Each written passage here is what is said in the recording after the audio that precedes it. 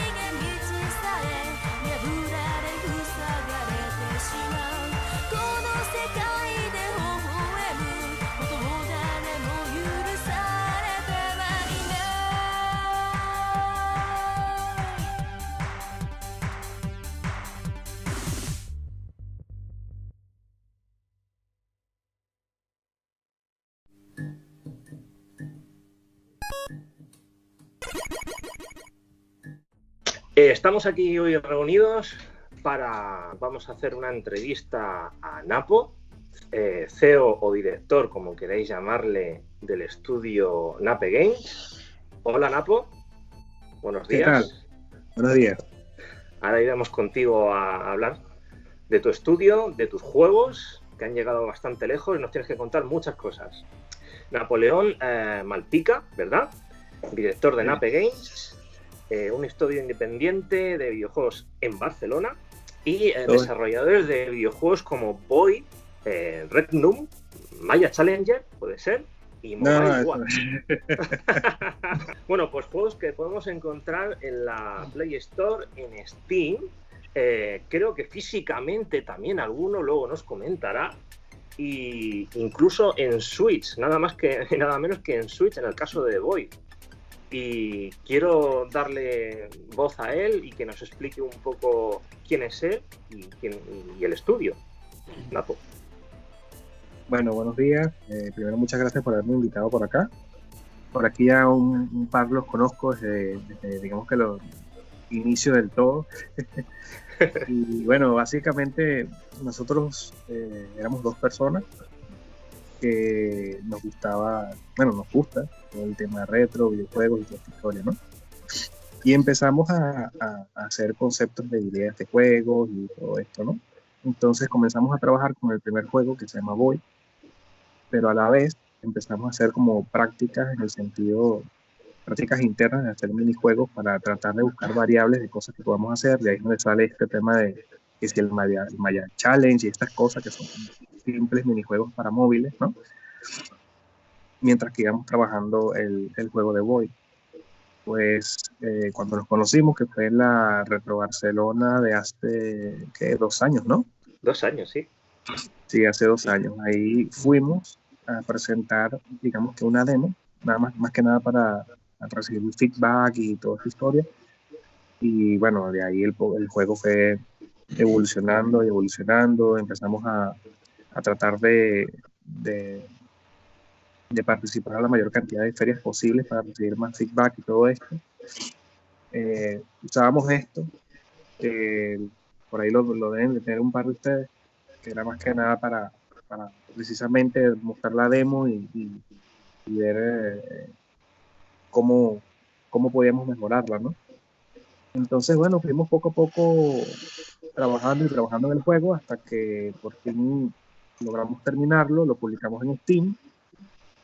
Y una vez que lo publicamos en Steam, movimos ya durante todo ese año y medio cómo estaba la escena indie, digamos que en Barcelona. Bueno, surgió la idea de buscar la forma de apoyarnos mutuamente, ¿no?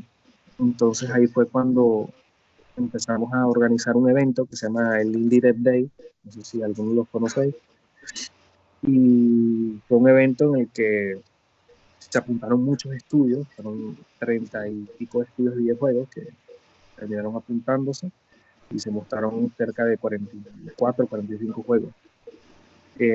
Hubo gente que apoyó universidades, hubo gente como también ex de Ubisoft, gente de Ávila Studios, que ya son estudios indies que están reconocidos, que han publicado en consolas y historia, ¿no? Todos ellos se apuntaron, mostraron novedades, dieron conferencias, hubo conciertos, hubo un montón de cosas y de verdad que el evento fue fue más de lo que se esperaba en realidad. O sea, el aforo era de unas 800 personas y hubo cerca de 1.500 personas durante todo el día. Y también se hicieron unos premios que al final esos premios se fueron, digamos que se oficializaron. Se hicieron como unas votaciones internas, más que nada como para recibir feedback entre los estudios, sobre los proyectos. Y resulta que de Buego tomó eso y oficializó sus premios, o sea que los premios del Indie Day se oficializaron en la base de datos del sector del videojuego acá también. Entonces como que el evento al final terminó siendo una cosa seria y era más que nada al principio algo como hoy entre nosotros, ¿no? Y bueno, a raíz del evento se dieron más contactos, ahí se conoció Publisher, toda esta historia, y ahí fue cuando el juego empezó a trabajar lo que fue el port para Nintendo Switch. Y bueno, el juego salió en Nintendo Switch, si no me equivoco, fue el 28 de febrero. Ahorita, de hecho, ahorita están ofertas, si no me equivoco, un poquito de publicidad. Y bueno, después de eso empezamos a trabajar en otros proyectos. Empezamos porque nosotros nos apasiona lo retro, nos metimos en el rollo del Kickstarter que algunos deben haber escuchado, que era sobre el de hacer un juego de NES, ¿verdad? De hecho, aquí tengo el cacharrito para flashear el cartucho. Y bueno, hicimos un juego de NES que lo puedes descargar desde la ROM, la puedes descargar desde la página web. Eso fue algo más que nada para algo como que, bueno, que queríamos hacer entre nosotros. Pero bueno, como nos gustó la idea del juego, el juego se llama Regnum, se puede ver un poquito. El juego lo decidimos como que, mira, ya que la NES es limitada y todo esto, y hicimos ese minijuego, por decirlo así, como un preámbulo, vamos a hacer el juego en toda regla para consolas, ya como ya tenemos contacto con Publisher y todo esto, entonces lo estamos haciendo directamente para consolas también. Y bueno, ahí digamos que aparte de eso hay otros proyectos más, pero uno a la vez. el de Regnum, saltamos al otro, y dos proyectos más que digamos que ya tienen una parte de paquetada, una plataforma, y el otro es un diferente. Iremos poniendo imágenes en la edición, Napo, para que la gente vaya viendo todo lo que vas comentando. Si estáis especializados en realizar videojuegos con estética retro, especialmente, o no, simplemente ha sido casualidad de los títulos que lleváis ahora mismo. Bueno, digamos que los títulos que nos gustan, ¿verdad? Lo que de verdad nos gusta a nosotros es la estética retro, ¿no? Y de hecho con Void lo que hicimos fue que tratamos mucho a cuidar la estética de para que trate de Super Nintendo, la paleta de colores, el número de colores por píxeles, con Regnum estamos haciendo algo diferente, porque con Regnum estamos haciendo de que los personajes sean a 8 bits, los fondos sean a 16 bits, que encima tengan unos efectos, los personajes, unos bounce y unas cosas que vean como gelatinosos, que vean extraño, porque tienen una estética extraña. Entonces eso es lo que queremos dar con el Regnum, pues darle un poquito de diferencia, pero que sea raro, un juego que sea raro. El proyecto que vendría después, que ya lo anunciamos, que sería la secuela de Void, se llamaría Ploy 2. Ahí estamos también viendo si nos mantenemos con la parte de 16 bits o tratamos de subir un poquito más digamos que la parte de nivel gráfico. Que la parte musical ya empezaremos a hacer mezclas y no dejarlo tanto puro neto como dices ahí. Sí. Chicos, ¿qué preguntitas interesantes tenéis para Anapo? Pues yo tengo una. Mira, ¿qué te parece? Adelante. Estaba viendo la web de Nape Games y hay una cosita que no me ha quedado clara. A ver si me la puedes explicar tú. Aquí hay un sitio, una pestañita que pone Timeline. Cuéntame qué es esto del Timeline. Bueno, el timeline es algo que queremos hacer, ya que decidimos empezar a hacer varios juegos y tratar de colocar historias varias, es de conectarlos unos con los otros, pues. Ajá. Queremos que todos los juegos tengan una relación uno con el otro y así enriquecer la historia con todos ellos, pues, entre los juegos. Entonces, por lo menos a medida que se vayan publicando, los vamos colocando y vamos diciendo, hey, mira, esto va antes de esto pasa aquí, esto viene para allá y así. Entonces, la idea del estudio es, a medida que vayáis publicando nuevos títulos, intentar englobarlos en esa especie de historia global, ¿no? Un mismo universo. Sí. Bueno, como sabes, hoy en día el formato digital está en plena esplendor, cada vez hay más juegos, hay más estudios y bueno, hoy en día al estar todo, bueno, vamos más ya direccionados a lo que es el formato digital, es una buena oportunidad para estudios pequeñitos poder sacar los juegos, ¿no? Me gustaría preguntarte si a vosotros os está beneficiando o os está perjudicando, o sea, tenéis más opciones para ponerlo, pero claro, cada vez hay más competencia. ¿A vosotros cómo lo estáis viendo? Bueno, el formato digital ayuda mucho a poder publicar los juegos, ¿no? Porque es más rápido, es más rentable, ¿verdad? Sí es verdad que hay más competencia, pero siempre el juego que tú hagas, ¿verdad? Dependiendo de lo que tú hagas, lo que tú vendas, es lo que vas a tener tu público, ¿no? Si tú haces un juego que va enfocado a un cierto público, ese público va a estar ahí, ¿verdad? Entonces, yo pienso que la parte digital para los estudios pequeños siempre va a ser bueno. ¿Tenéis pensado también trabajar en alguna edición física o algo así?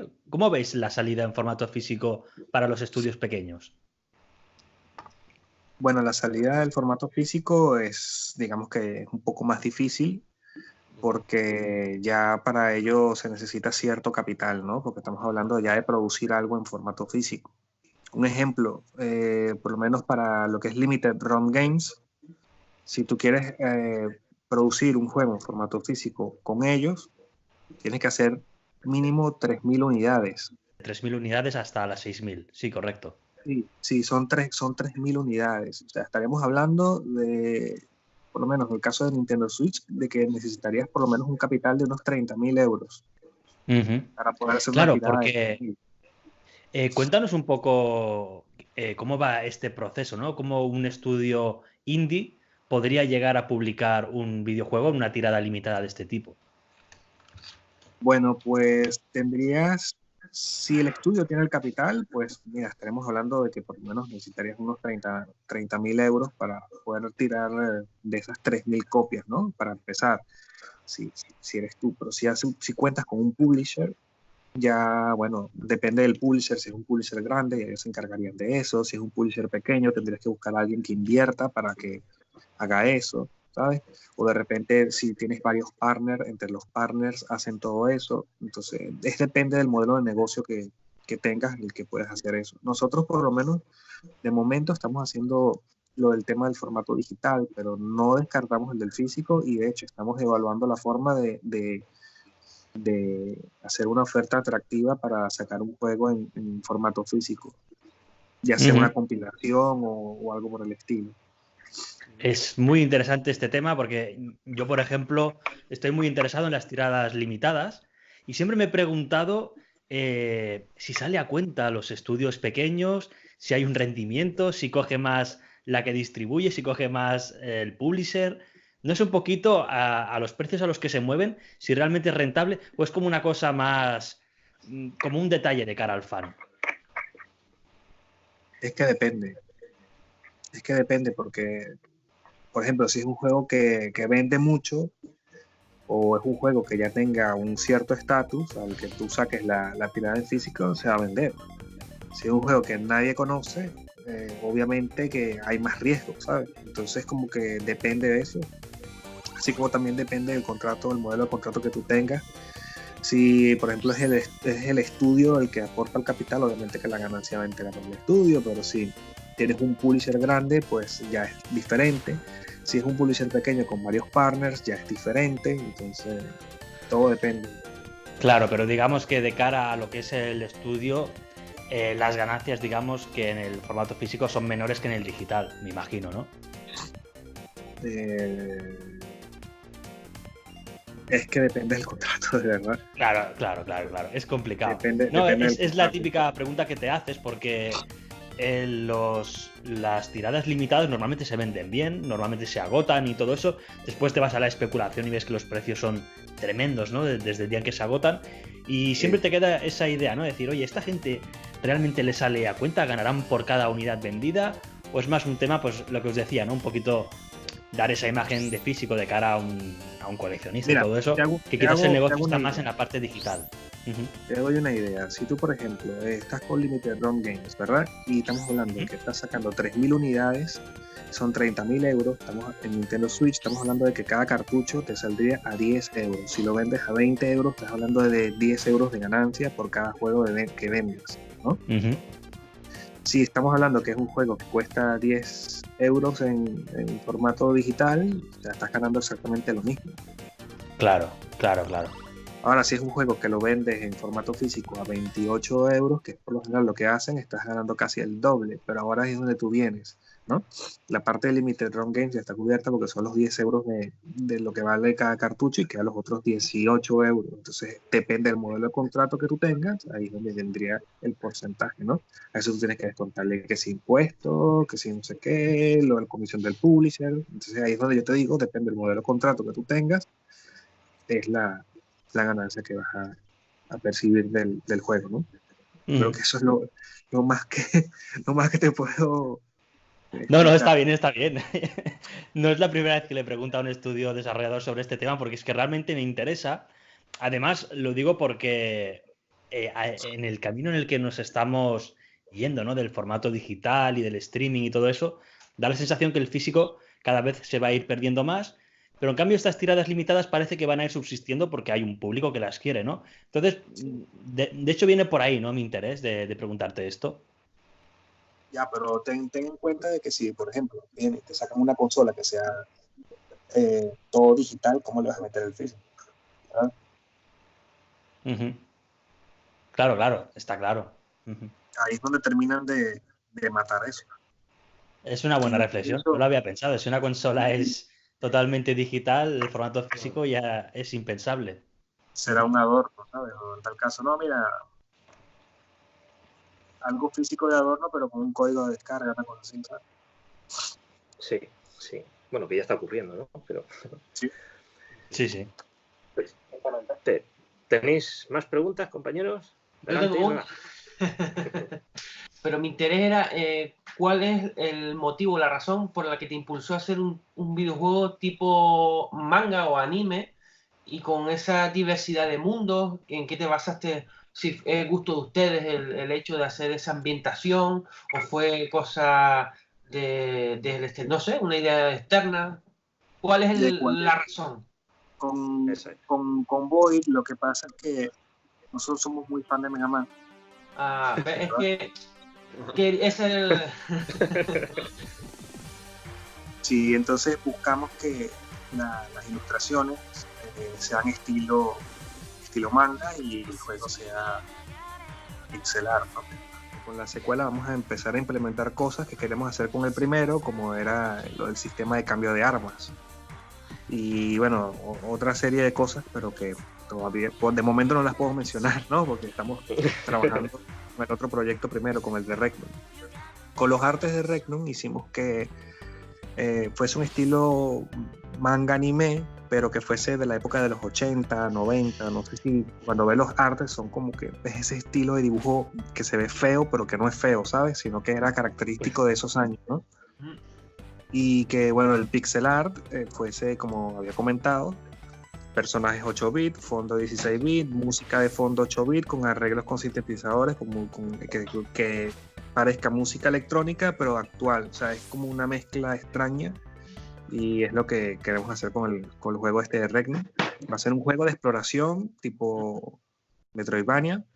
Y el tema de los distintos universos o mundos dentro del juego, ¿por qué? Porque en el juego de Void se viaja en el tiempo. Amigo. Entonces, para hacerlo temático, ¿verdad? Y por lo menos en Mega Man era temático de que cada robot era que si el de fuego, el de hielo, el de tal. Entonces, nosotros lo que hicimos fue que portales para viajar al tiempo, diferentes épocas, y esas épocas fuesen lo temático del primer Void. Que, por ejemplo, que si vas a la era del hielo, entonces ese es el mapa de hielo, que si vas a la era de, no sé, de... Bueno, sí, ya lo estoy viendo, sí. Sí. Bueno.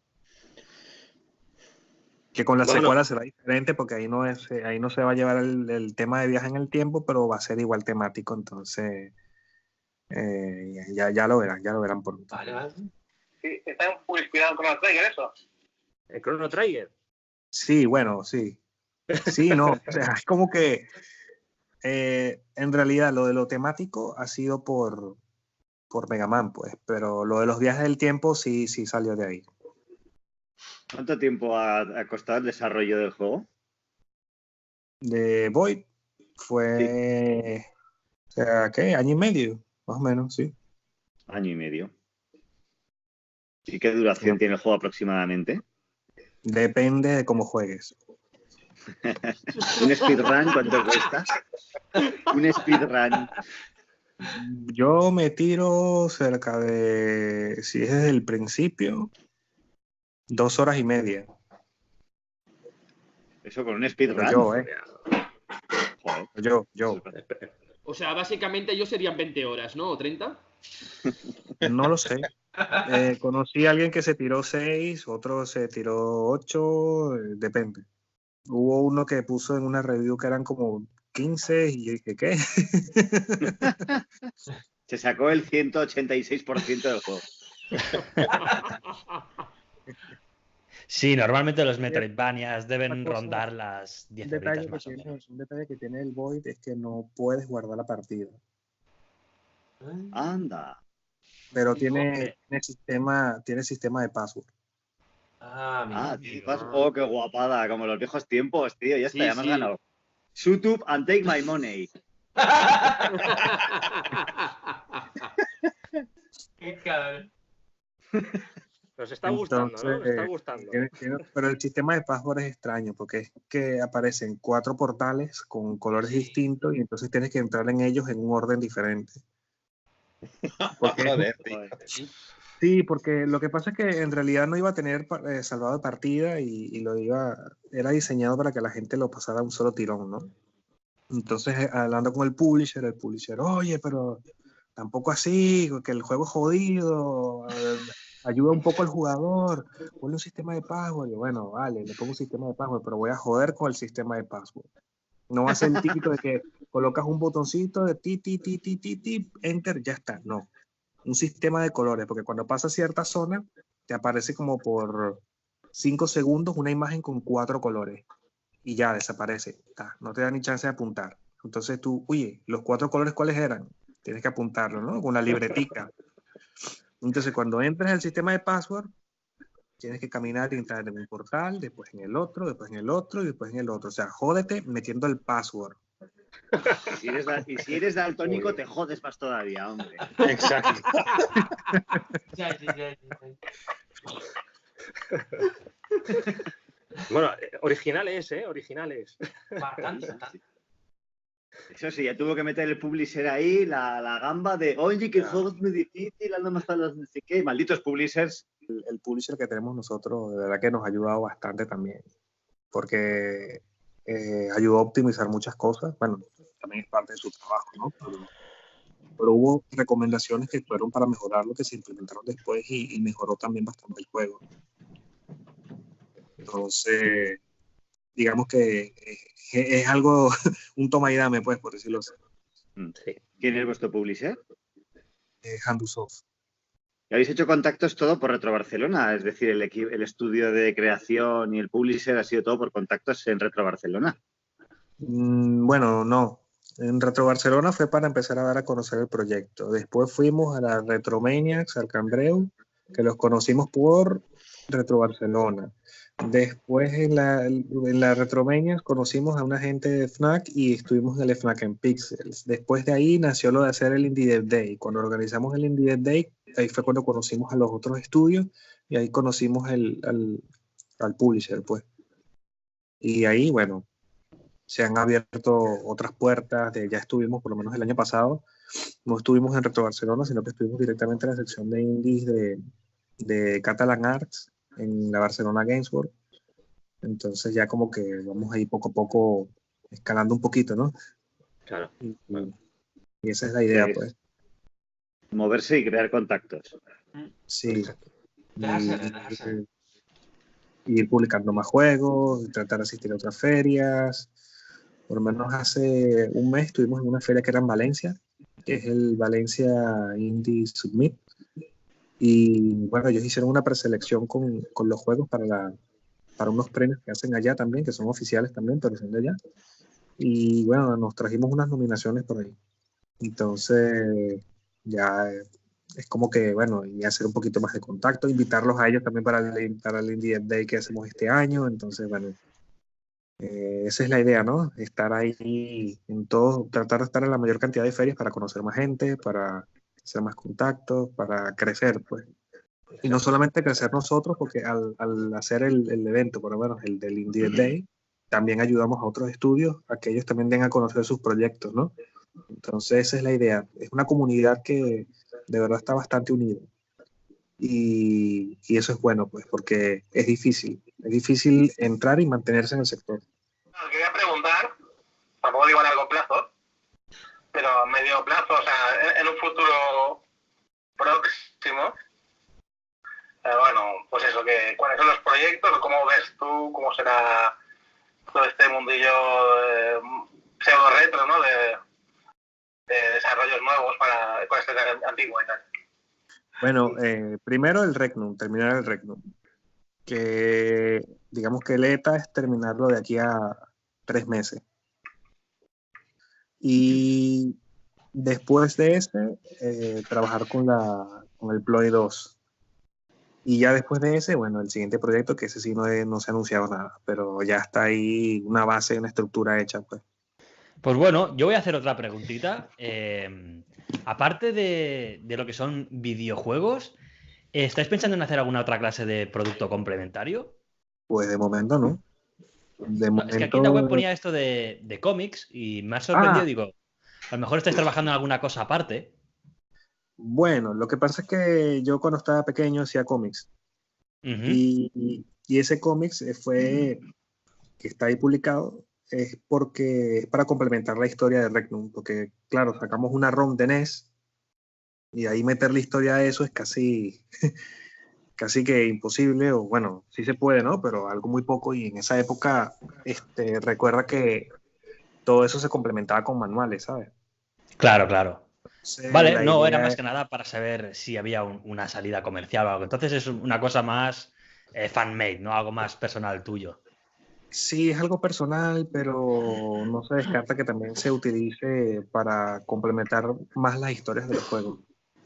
Después de haber visto el careto de tuyo de sacrificio a la hora de editar el juego, ¿compensa todo el trabajo al resultado final que realmente lo que es el tema económico? ¿Compensa?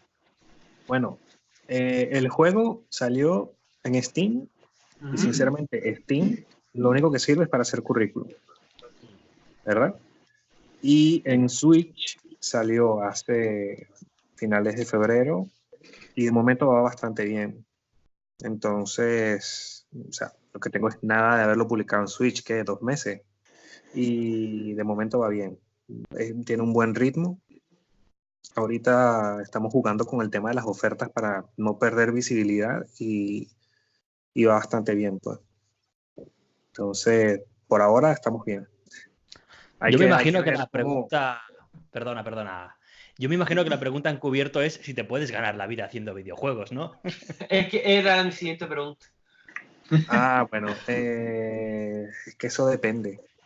Porque si tú, por ejemplo, tienes tiempo para hacer varios juegos, ahí es donde vendría la parte de que sí, pero si es que vas a estar 5 años haciendo un solo juego y no vas a hacer más nada después, pues no, porque el mercado ahorita está muy saturado. Entonces, para tú poder tener competitividad y tener rentabilidad, tendrías que tener ya, digamos que, un catálogo, por decirlo así.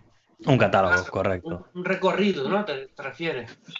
Son cosas que se van construyendo poco a poco, ¿sabes? Ya cuando tengas varios juegos publicados y estés con varios juegos en el store y juegues con las ofertas y toda esta historia, ahí es donde tú ves bien la rentabilidad y podrás decir, oye, vivo de esto.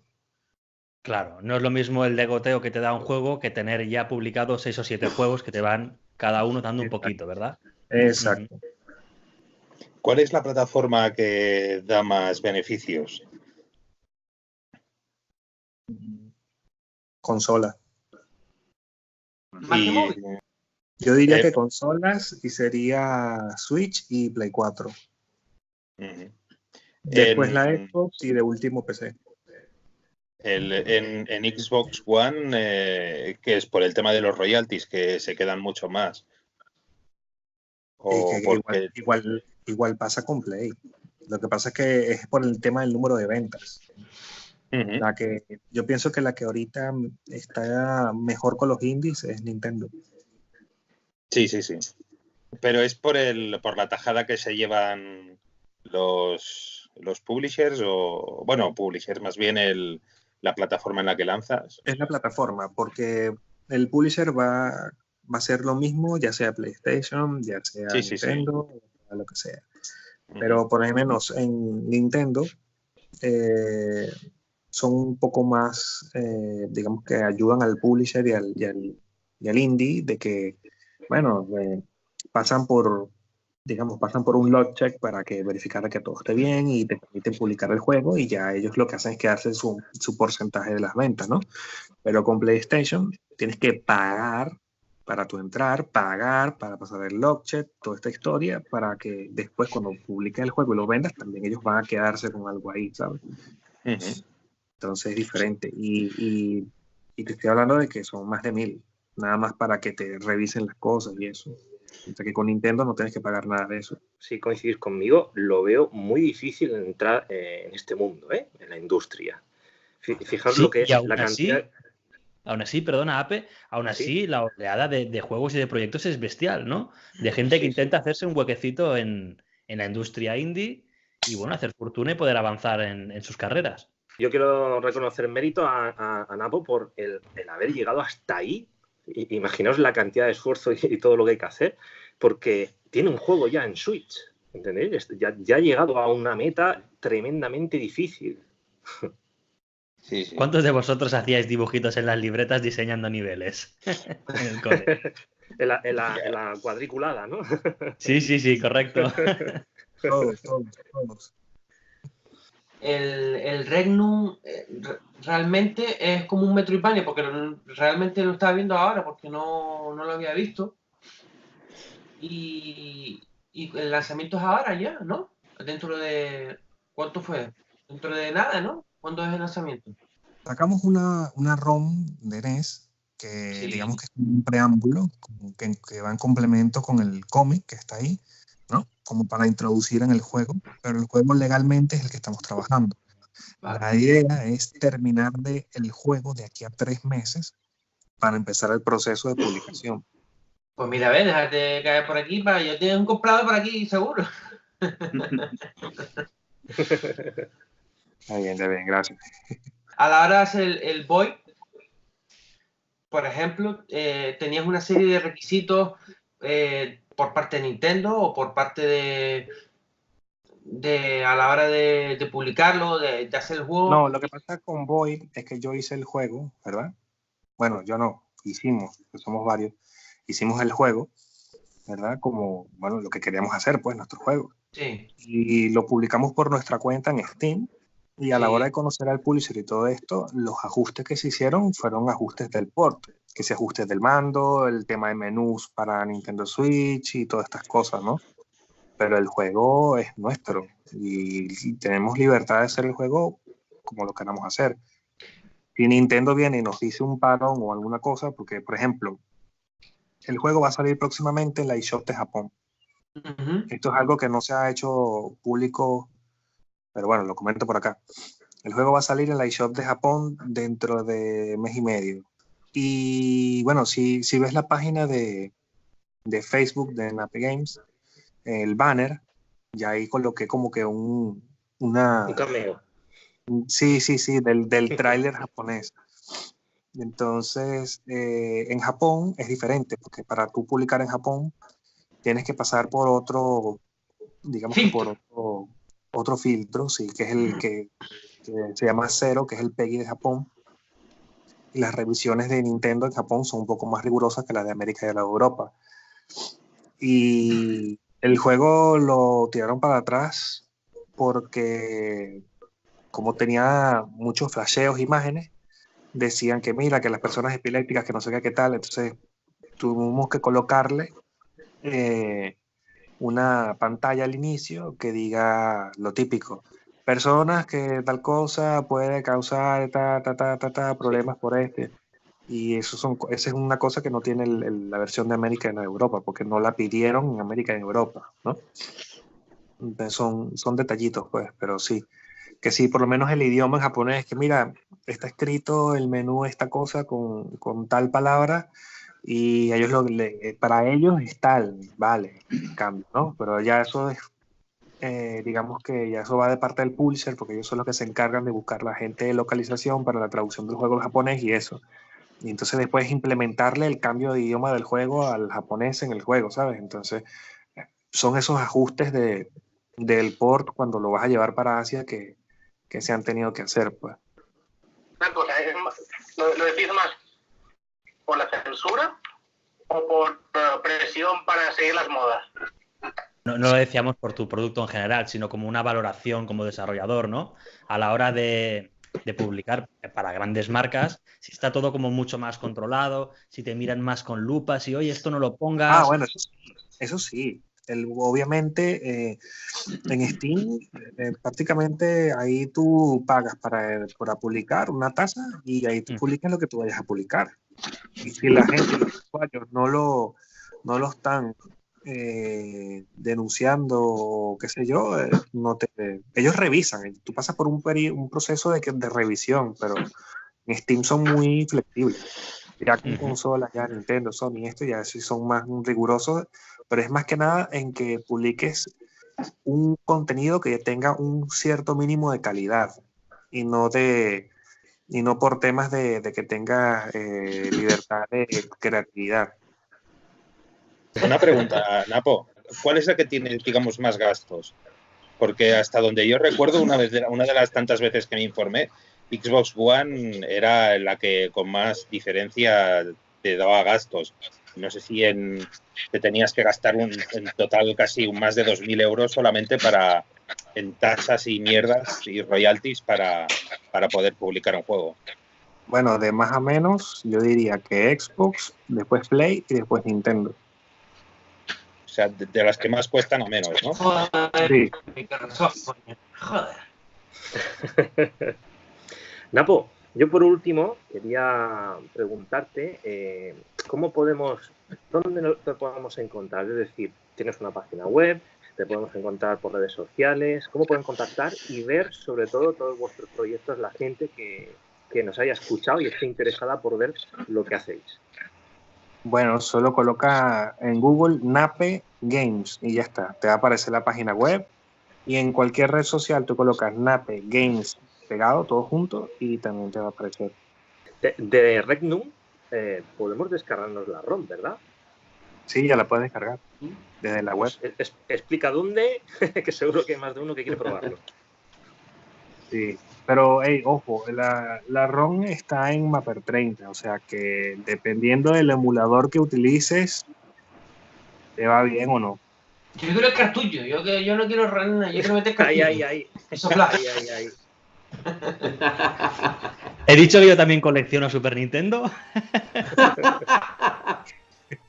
Bueno, si quieres el cartucho, yo te puedo decir dónde puedes comprar el cartucho con el flasher, aunque yo creo que tiene uno, ¿no? Tú tienes uno, ¿no?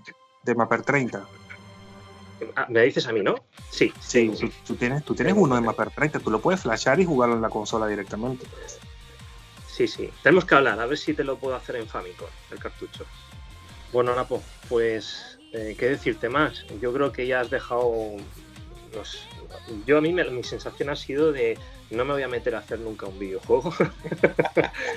es un gran mérito llegar a donde habéis llegado tu estudio, ¿no? Que no es nada fácil. Si ya es difícil para las grandes, imaginaros para los indies, ¿no? Es impresionante. Bueno, pues, solo una pregunta, sí. una preguntita muy, muy pequeña. De promedio, ¿cuánto tardas en crear un videojuego? O sea, más o menos. ¿El mínimo? ¿Cuánto tiempo es? Es que depende, porque si por lo menos con el Void, que fue nuestro primer juego, nos tiramos año y medio, con el Regnum nos estamos tirando la mitad. Y cuidado si menos, porque hay ciertas cosas base que las sacamos ya del Void porque ya están hechas. Y lo que hacemos es implementar las cosas nuevas que estamos colocando, ¿sabes? Entonces depende. O sea, claro, porque también una de las cosas que hacéis es reaproveching. O sea, si ya tenéis una parte o un esqueleto o un sistema que ya funciona, exacto, lo que hacéis es implementarlo en el otro, exacto, sí. Correcto. Pero por lo menos, fíjate, el Void es en plataformas, ¿verdad? Y tiene ciertas partes que son de exploración, tipo Metroidvania, otras partes que son de plataforma, otras partes que son de resistencia. Es como que un poco variado en ese aspecto, ¿no? Y bueno, tú lo conoces muy bien porque tú lo conoces desde que era una demo. Sí. Desde que era horrible. Me acuerdo que una vez estabas que si no, que los Skyline, que no sé qué, al final quité eso. ¿Verdad? Sí. Y con el Regnum ya estamos hablando que es un Metroidvania, que entonces, claro, se toma la estructura base de plataformas de uno, se implementan cosas nuevas y entonces en vez de que sea pasando niveles, que sea un mapa grande, pues, por decirlo así. Os deseo lo mejor, tío, y que os salga todo de puta madre. Pues a todos aquellos que están interesados en ver todo, ya has dicho que en la página web, por ejemplo, en apegames.com te podemos encontrar. También tienes un canal de YouTube, ¿no? El canal de YouTube esa es la cuenta de Twitter, sí. El canal de YouTube, sí, también igual, Apegames, sí. Pero ahí estamos colocando son los trailers de los juegos y alguna cosa especial, que si por ejemplo se dio una charla en ya no sé dónde, entonces se coloca esa charla ahí. Pues se hizo un podcast por ejemplo con ustedes y tal, colocamos el audio y cosas así, pues. Exacto, es que es otro método también para poder seguir y ver también por dónde os movéis, qué es lo que hacéis, ¿no? Sí, es más que nada para ayudar a difundir un poco lo que estamos haciendo. Pues Napo, muchísimas gracias por acompañarnos esta mañana, de querer estar aquí. Pues nada, muchísimas gracias. No sé si tenéis una última cosa que decirle a Napo. Yo que tenga suerte y que aquí tiene un seguidor. Mucha suerte. Eres el amo, Napo. Muchas gracias, Napo. Gracias.